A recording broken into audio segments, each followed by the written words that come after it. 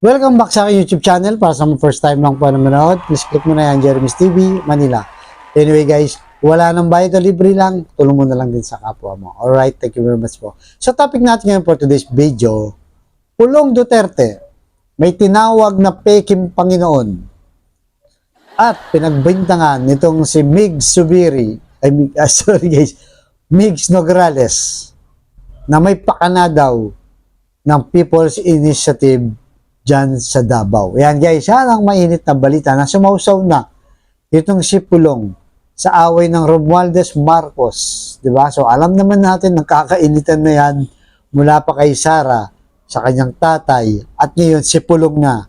Siguro napapansin itong si Pulong na pinag-iinitan sila, di ba? Ng Marcos at Romualdez. So naglabas kasi siya ng statement guys. Unahin mo muna, dalawa ang topic na gusto ni Pulong na kanyang niraise na issue. So, unahin muna natin yung People Initiative na kumakalat ngayon na chatsa. Medyo mahababang usapin yan guys.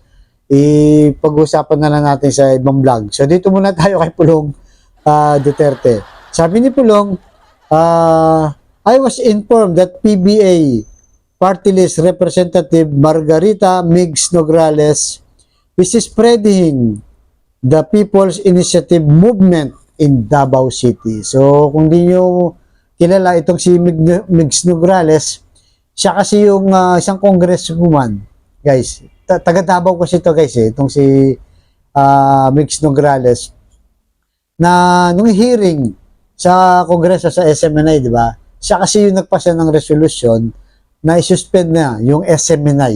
Di ba? So, alam naman natin yung SMNI, kaya Apollo Kibuloy yan na malapit sa mga Duterte.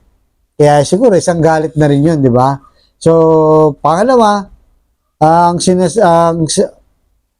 sinasabi niya na sa kanyang budget, guys. Pero bago yan, guys, ito, sinunog naman niya o basag siya kay Migs Nograles.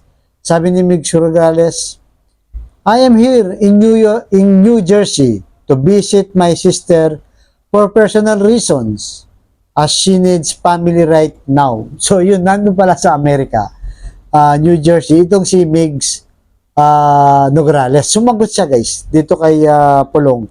Kasi alam nyo guys, itong Nograles Duterte na to, matangay nung may away to sa kanilang mga tatay pa. Kung maalala nyo itong si Prospero Nograles, ang tatay ni Migs Nograles. Si Prospero Nograles na nakaaway yan ni Digong. Actually, tumakbo ng ng mayor sa Davao, pero natalo sila ni Digong. Pero yun na nga, bago siya namatay, nagkaayos naman daw pala to. Tapos ito na nga, umusbong ulit ang away na Nograles at Duterte. At itong si Nograles guys, kung maalala nyo, ang kapatid nito si Carlo Nograles na naging cabinet secretary ni Digong nung panahon niya. So nakikita natin, di ba? At itong tinawag na peking Panginoon, sino kaya to? Si Romualdez pa to o si BBM? So basahin natin guys ang kanyang statement dahil ito sa budget guys na kanyang pinaglalaban.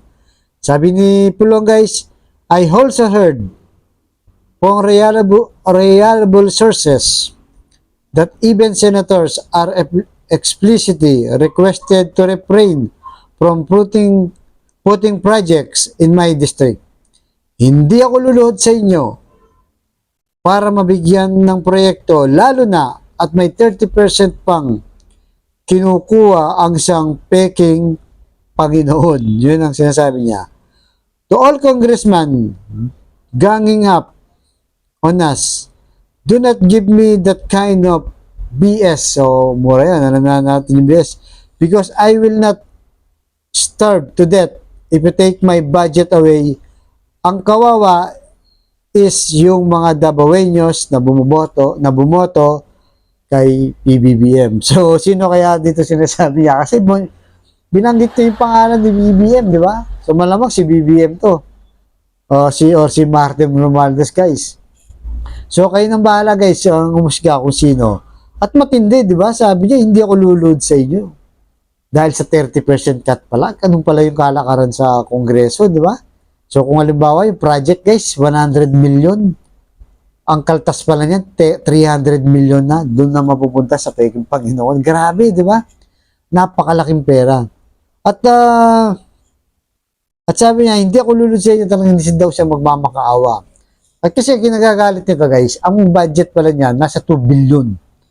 Pero kinat siya dahil siyempre kumukontra siguro siya sa administrasyon. Ano naman natin yan, open book naman yan, politics naman yan.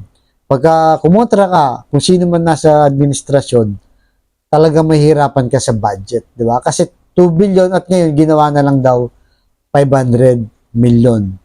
Di ba? Sabi niya, ang kawawa daw yung mga Dabaweños. Yung mga Dabaweños, pero sila guys, di ba? Mayaman na sila, wala na silang problema. Kahit wala ng budget yung Dabaweños, kakain at kakain ng mga Duterte, di ba? Kasi nung panahon nila, ba't alam niya yung 30% na yan? Hindi ba nung panahon nila, siya rin yung chairman ng ano guys, on accounts, di ba? Itong si Pulong Duterte, siya yung may hawak ng budget ng Kongreso nung presidente si Digong for the 6 years guys, di ba? So yung ginagawa nila ngayon sa kanila, ginawa na din nila yan nung panahon nila. Di ba? Kasi sa ngayon, ang mahawak ng pera, chairman ng account, itong si Yeda Romualdez, asawa ni Martin Romualdez, di ba? So, ganun lang guys. Siyempre, pagka nag-iinitan mo yung administrasyon, talagang tatanggalin ka ng budget, di ba? Ikakat talaga yan, no? Ngayon, kinat siya, nagagalit siya. So, bakit ganun guys, di ba? Yung mga Duterte, napansin natin, pagdating sa pera, talagang nakipag-away sila. Di ba si Sara, ganyan din. Yung 125 million na nabuking at inihingi naman niya ngayon 24 budget na sa DepEd, 650 million ay tinanggal ng Kongreso. Kaya nga nag-away sila nila Romualdez, di ba? Tsaka ng mga Marcos. At dyan din lalo nga nag-init itong si Digong na umabot sa puntong talagang inatake yung Kongreso na hanggang ngayon ay nag-aaway pa rin sila. Di ba? Habang ang taong bayan, hirap na hirap sa taas ng presyo ng bilihin, habang ang taong bayan walang mahanap na trabaho, habang ang mga taong bayan ay talagang kulang sa maraming bagay sa ating bansa. Ito sila ngayon guys. Ito sila ngayon nag-aaway.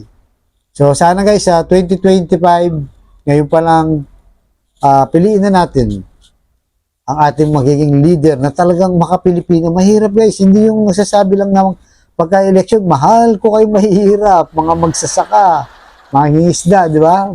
Mariin natin lagi naririnig yan. Sana yung totoo na may resibo. Kaya sana guys ako, alam niyo naman, open book din ako, sana si Isko, di ba?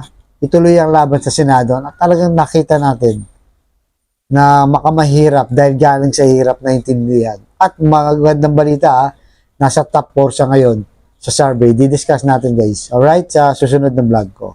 So guys, kayo na bahalang umatol.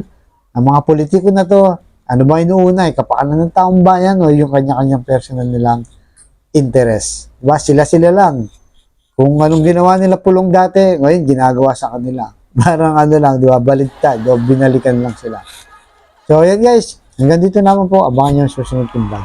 Thank you very much.